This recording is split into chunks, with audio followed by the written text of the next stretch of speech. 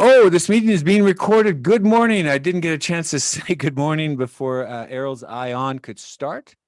Errol, my name is Alan Wasney, and you really got me flustered with that little recording behind you. My bad. Let's restart. Okay, so this episode 11 of Errol's Eye On, I do have Errol Vas. And Errol, you've joined in the studio, as always, in China. We just established you're 14 hours ahead of me, right? 14 hours ahead. Yep, out here in China. Good evening to you. Good morning to me. So, Errol, what do we have in store for?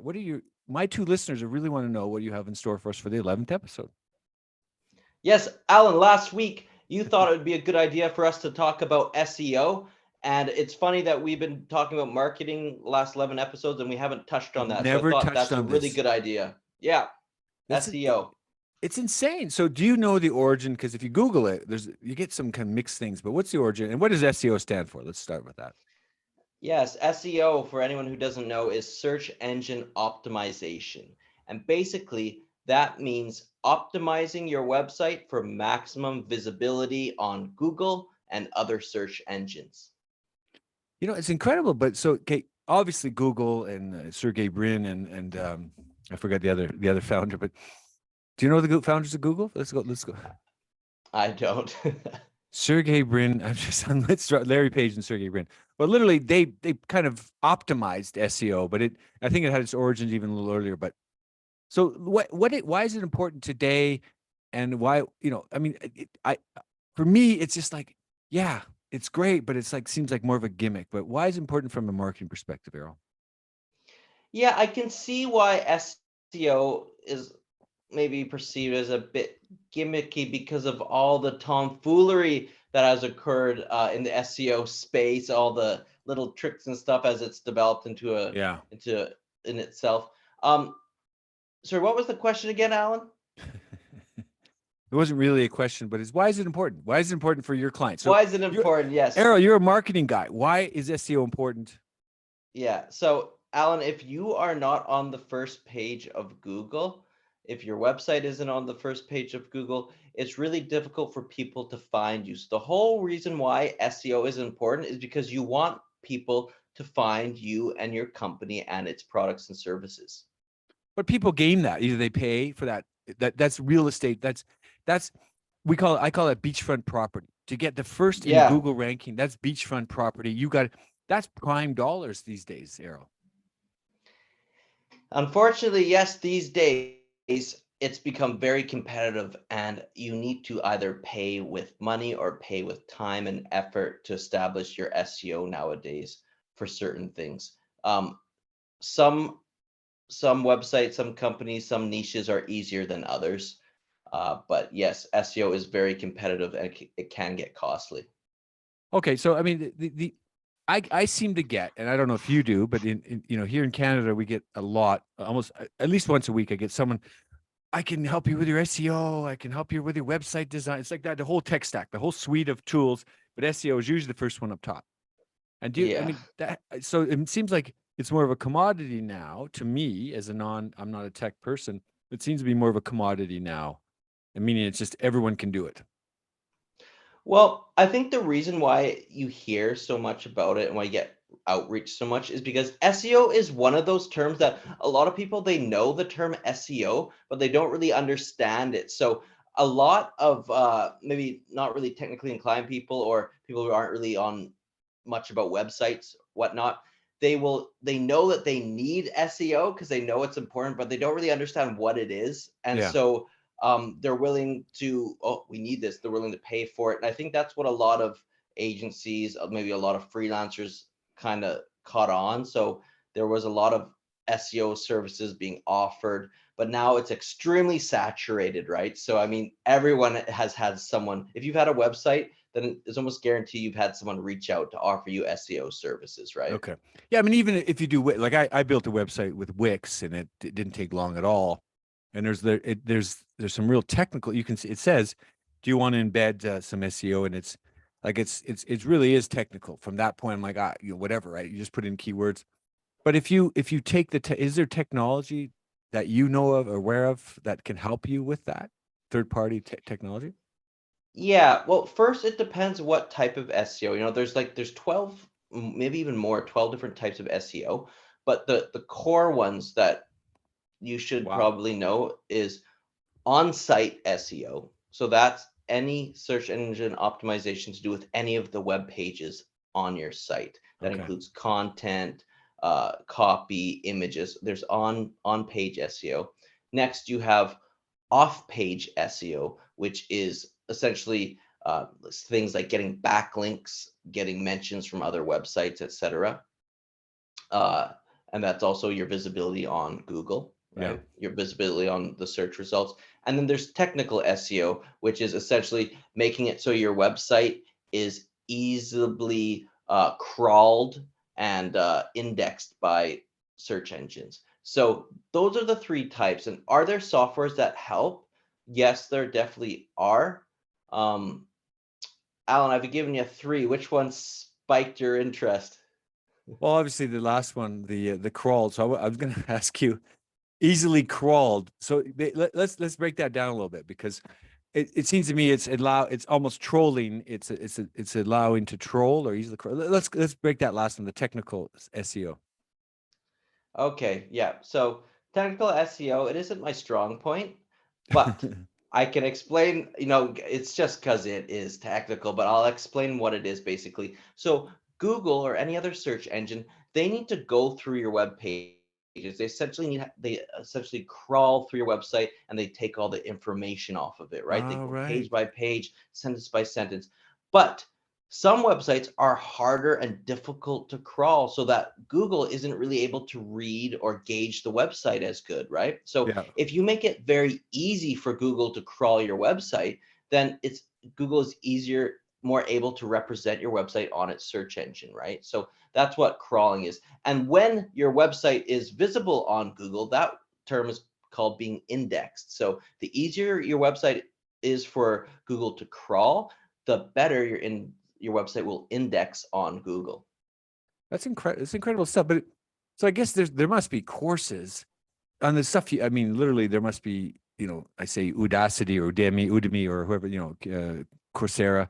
They must have courses on this stuff for marketers to understand what you just. 100%, 100%, 100%. And when you're getting into marketing, you need to figure out what interests you and kind of double down on that. And for some people, the technical SEO was really appealing and they doubled down and really learned it. So there is a lot to learn. There's a lot of code, a lot that sort of thing. So yeah, and there is softwares that can help. I'm not really, I guess softwares that I would use, the one that I do use, it's called Screaming Frog and it's free. Screaming Frog, yeah. So you Okay. can check that one out. And that is I guess you could consider that a technical SEO tool and an on-page SEO tool as well. Okay.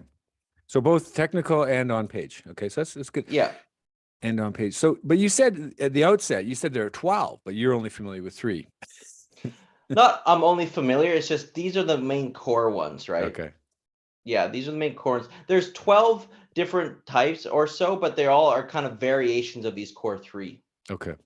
So, I mean, literally, I don't have any other specific questions, but when I think of could you give an example what a good CEO, a good CEO is one who doesn't micromanage. A good SEO, what would be a good SEO, a good CEO, good SEO? SEO. Yeah. So you know what? SEO has been really overcomplicated. You can get in on it, you can overcomplicate it to the max. But at the end of the day, SEO is all about searcher intent, right? Yeah. So it's Oh, yeah. all about the user, it's all about the intent. Now, let me put it like this. SEO basically is you want your website more visible on Google so more Yeah. people come to your website, right? But that can quickly turn into a vanity metric. Sure, you might be able to, last month we had 5,000 visitors. This month we have 10,000. And then after that, we have 15,000.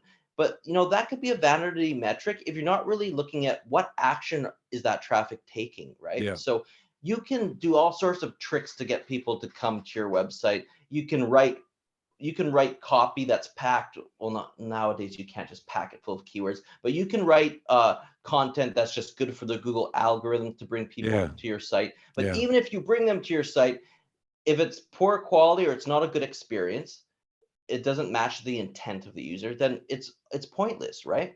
Well, that's So that stickability, right? Like what keeps them on your website? What exactly. what pulls them back? Something pulled them there, but if you can't hold them with some kind of ropes and things, right?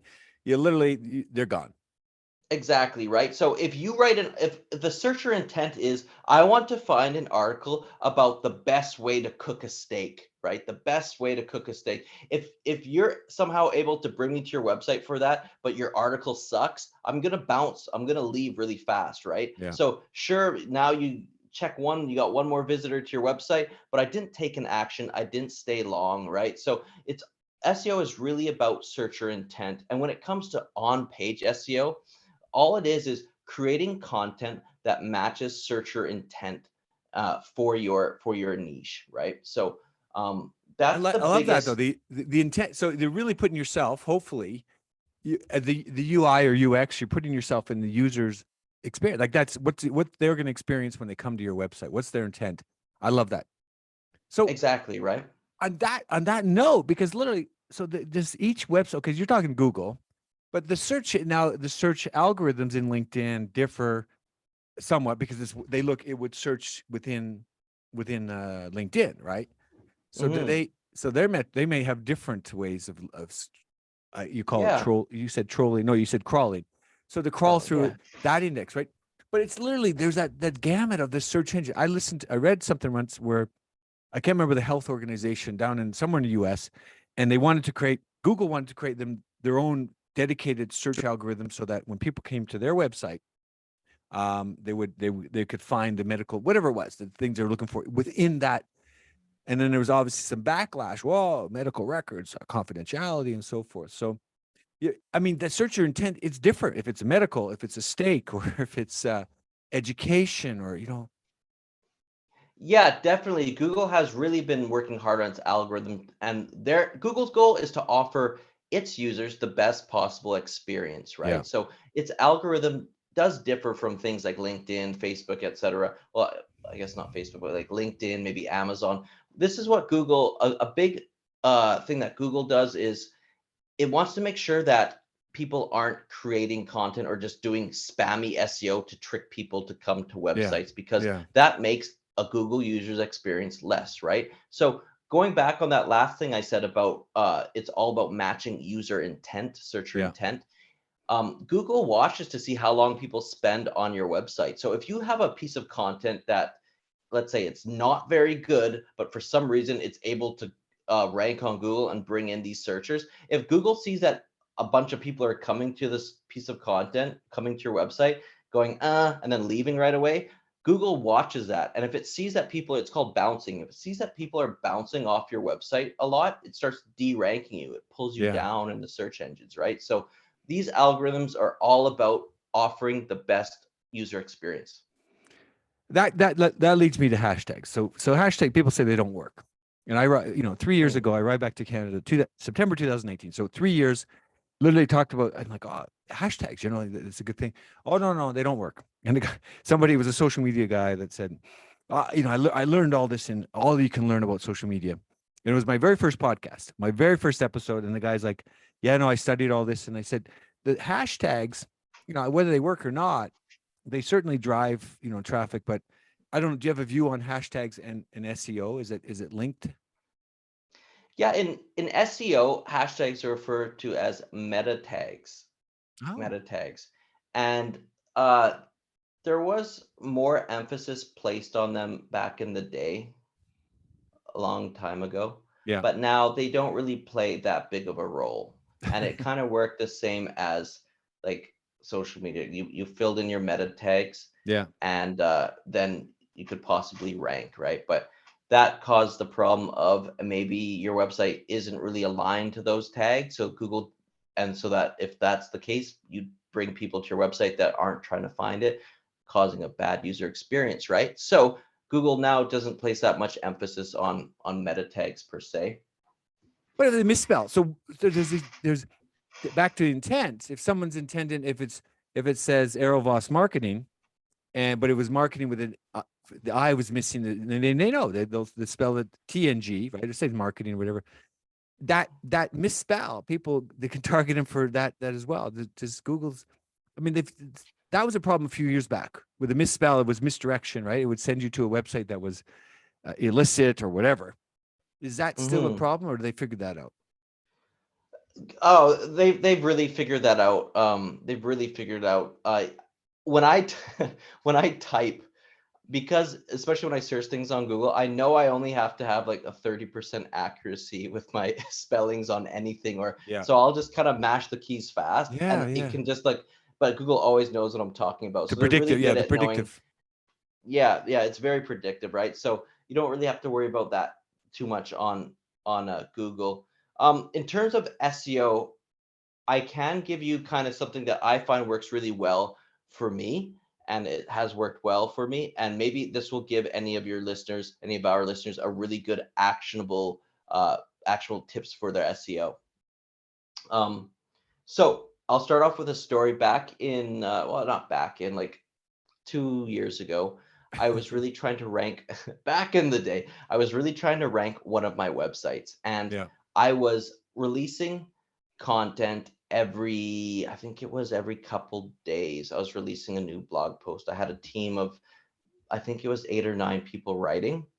Yeah, about 9 people writing. Everyone was writing, posting every 2 days.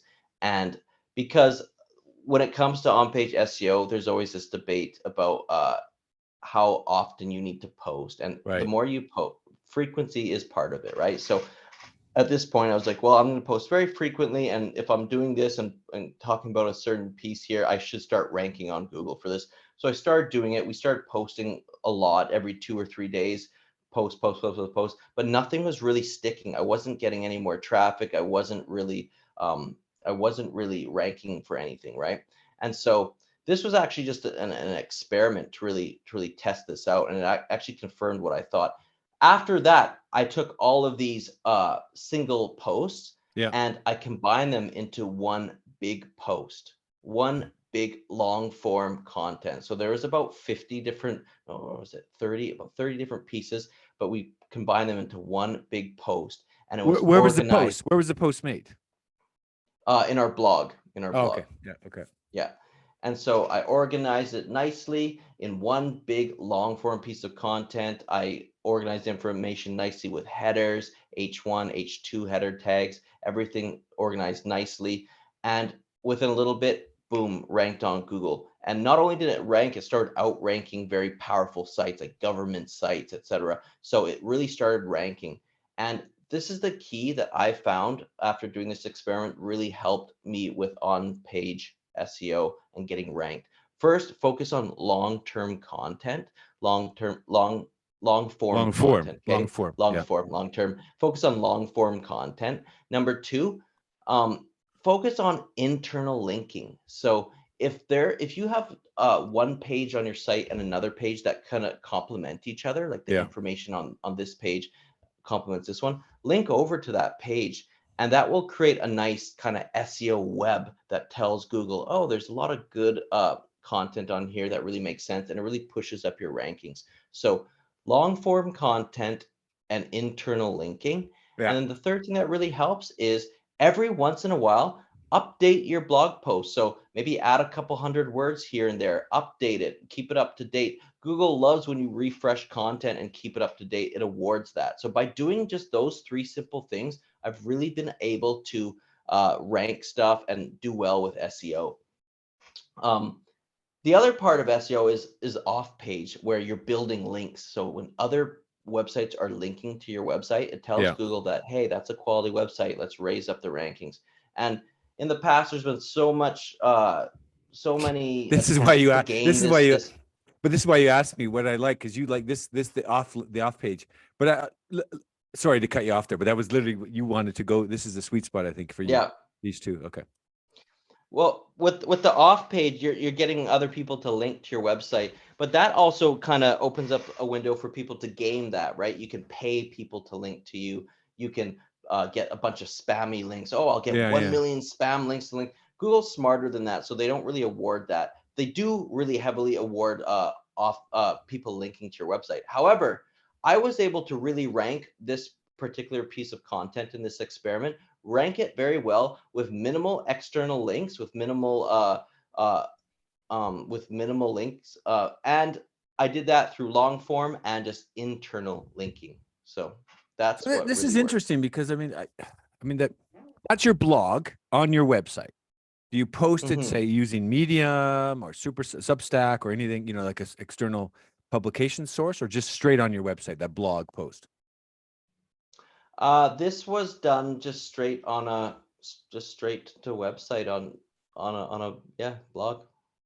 I remember reaching out. So 2003, 4, like I probably still have it in my Yahoo. And that was when blogging just was coming up, because I remember writing to some Hmm. website and I said, blog, I wanted to get my wife to blog about sort of life things, right? Because we lived overseas and so we were in Kazakhstan. And the person brought back, Cool. what are your metrics? This was 2003, 4. I don't remember, but it was really, really fresh because I probably read something about blogging and it was really fresh. So come fast forward nearly 20 years and Errol's still talking about blogs. So I don't mean it in is Yeah. blogging an effective thing still, Blair, When yeah Errol. when done correctly, blogging is definitely effective. Now, the Yeah. difference between maybe what that guy was talking about 20 years ago and now is back in the day, you could write to the algorithm. You could do certain things to trick or game the algorithm. Yeah. And, I can stuff a bunch of keywords in my blog. I can, stuff like that. I can put meta tags, et cetera, et cetera. So just stuffing keyword stuffing. And that worked back in the day. But now none of that stuff works. Google is really wise. So this has essentially made blogging more simple. Write for your Yeah. The write content. for the yeah, write content for the consumer. Write it for Yeah. the experience of whoever's looking it up. Don't think about writing it to for this or that. If you write a valuable piece of content, you know what you're talking about and it's a good length, then it's going to do well. So just focus on writing about stuff that is interesting, stuff that's valuable for your industry, and that in itself will be a good enough guide for your on-page SEO. So I've often heard of the second, you've mentioned Google many times and everyone's familiar with Google. Google, just Google it. We'll Google that, Errol. But literally, Yeah. the second most, the largest second search engine out there is YouTube, which is owned by Google. So I listened to, so I had a podcast, I guess, Cost Certified. I'll just put him out there, and they were a new startup here in Calgary, and he said, and I got ranking in YouTube from a very short period of time, and he still didn't give me the hack. I don't know what the hack was. It was roughly 2 years ago. He's like, if you go to YouTube, he got a huge ranking for a startup. Mhm. Like he was gaming the system. I don't know how. I don't know what his trick. I'm gonna test you here. What do you think he was using on YouTube back in the day, or maybe is it it was only 2 years ago.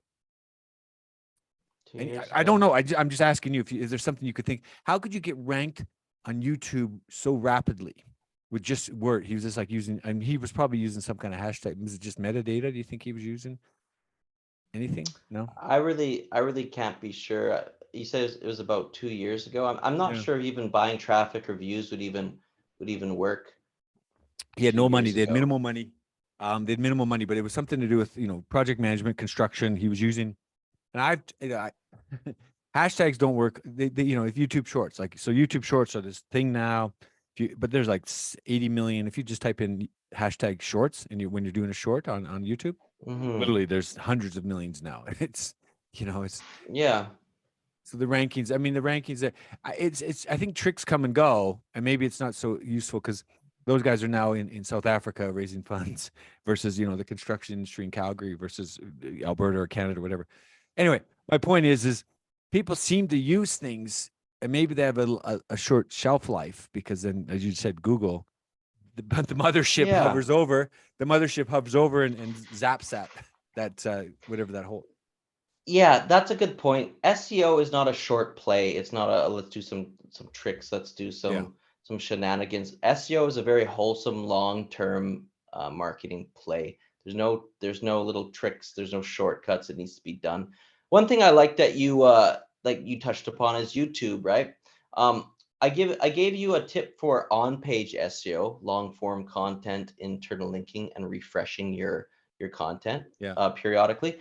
a good way for your off-page SEO. So let's say a good way to stay visible on Google is through YouTube. It's way easier for you to rank a YouTube video on the Google search engine than for you to get a piece of written content on there. So for example, Alan, a lot of the episodes, the podcast episodes we do, you type in my name and they're all on the first page. It's like my first page is full of videos because I really don't know why, but Google loves videos. So there's a lot of videos of me. So if you're trying to rank uh, uh, a piece of content for how to lock down venture capital, right? Something like that. You could be writing content on it all day long. Maybe you write content on it, try really hard for 6 months. But if you start doing YouTube videos, you're going to rank much faster and get much better results. So using videos to rank on Google is a huge advantage. So I'm going to use, you just reminded me of something because about venture capital. There's a thing called Mhm. docking. I don't know if you've ever heard of docking, not like as in Google Docs, but docking, DOKKING. LinkedIn. I've done thousands of posts over the last 4 years. Like I literally don't know the exact numbers, but posts or whatever I do, right? And Mhm. I got slapped. It's for docking. And I had to, well, they didn't say it. They said you violated one of our and your post violated, and it didn't tell me. You and I've had discussions a little bit offline on LinkedIn. And it was literally on venture capital because I docked, meaning you compiled information that's otherwise public, but because you put it into a format, a summary of something, somebody complained. I don't know the post. I can only, they took it off and it didn't get to see exactly. But I know because I was doing a lot of posts that's similar. I was packaging up otherwise public information, but in a format that is not public. So Hmm. look that up. It's literally, I had to Google that. And I had one podcast episode where tech actually understood that, right? We were talking a little bit tech and I said, oh, I got into that, but it's incredible. So that when you package stuff together and going back to your content or whatever, if I created that, it might be that discussion. I wonder if they'll ever catch that up. Because if I had the same discussion on the YouTube, I should do that.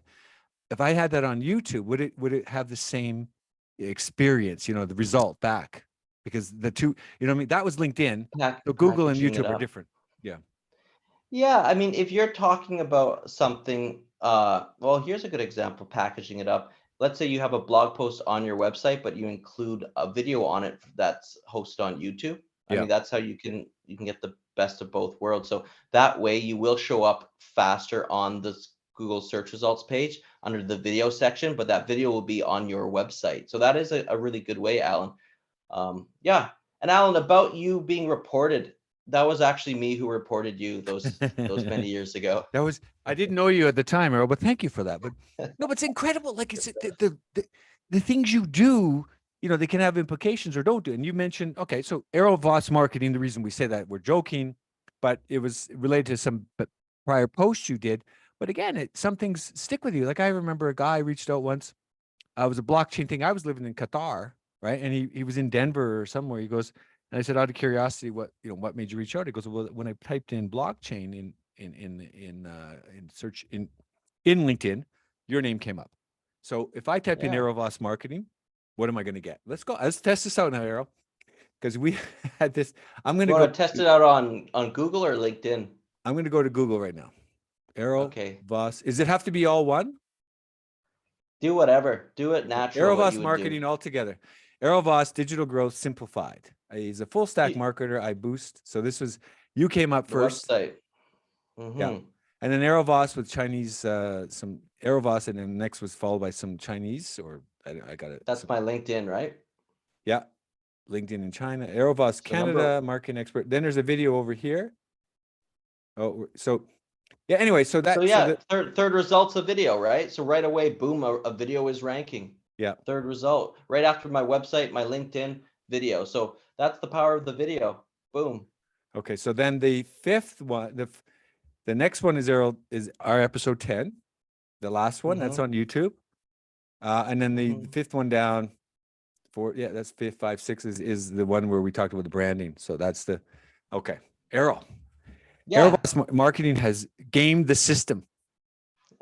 But you see those videos don't even have that many views yet, right? But yet, boom, there they are ranking right away. It's a shortcut in line. So instead of I love imagine if you this. wrote imagine if instead of us having that podcast or that YouTube video conversation, if we were writing this in a blog form, that would have never ranked, right? Yeah. So just by having a video, boom, that's right up there for Errol Vas marketing. So you cut the line just with the video. I love that. Cut the line on a Google search, And because Google is, I mean, that's literally, I've known this for a few years now, because the two, when you do, you get that pre-roll, the 7 seconds on when you go to YouTube, because obviously they control that, right? So they know what you're searching for. It'll send you something on money, something on food, something on clothing, depending on your interests that you've Google searched. It's incredible. But that's just the algorithms are working. But I love this. Cut the line on a Google search. Cut the line on a Google search using video. Video ranks much easier than any text, any blogs. So create video form content, create a video form of your content, and that's a great way to get ranking and get visible without having to spend lots Errol, of this is money on external links. This is brilliant. It's like it's just it is brilliant in a sense, but it's also important because the video you can allow especially you can do written, video, audio. But I love that. So eventually Spotify and these others will get into that and say, so the voice, the one word, Errol, your name will come up. Alexa, who is Errol Vas, right? And that'll come up as Errol, or Alexa, find somebody who knows good at marketing, right? So the three will come together. Well, that's the goal, right? You type in Errol Vas marketing, I come up. If you type in Errol Vas, I come up again. But if you just type in Errol, I don't think I'm, that's when you reach the fame, when you Errol take Flynn. over just the But that's first Errol name, Flynn. right? I think the Errol Flynn. Errol Flynn. Errol Flynn is the king of the Errol name. So You want to rank above him at some point. You could get if you get that hashtag just right, Errol. I love that though. So anyway, we're gonna leave this. We're gonna cut the line. Errol just cut the umbilical cord. You no longer rely on the mothership. The LinkedIn is your mothership. LinkedIn is controlling Errol, and Errol's cut the umbilical cord, and you're going into a different tack. So, Errol, this is wonderful. Any last word? No, I'm going to give you. I cannot be the one who gets the last. Errol gets the last word. Okay, the last word. When it comes to SEO, always write for searcher intent. Quality content, right? Quality content is what works. A good way to skip the line on Google search results is making video formats of your content. So making videos, they rank much easier. They get on Google, and you don't have to spend money on external marketing or anything like that. So those are two great takeaways for this episode. Errol, this is wonderful. Thanks for that. Let's cut that right there. let's cut that video right now, Errol. But thanks a lot. This has really been fantastic. So thanks, Errol. Right on. Thanks, Alan. Have a great week, man. A weekend. You too. Cheers. Talk to you later. Bye.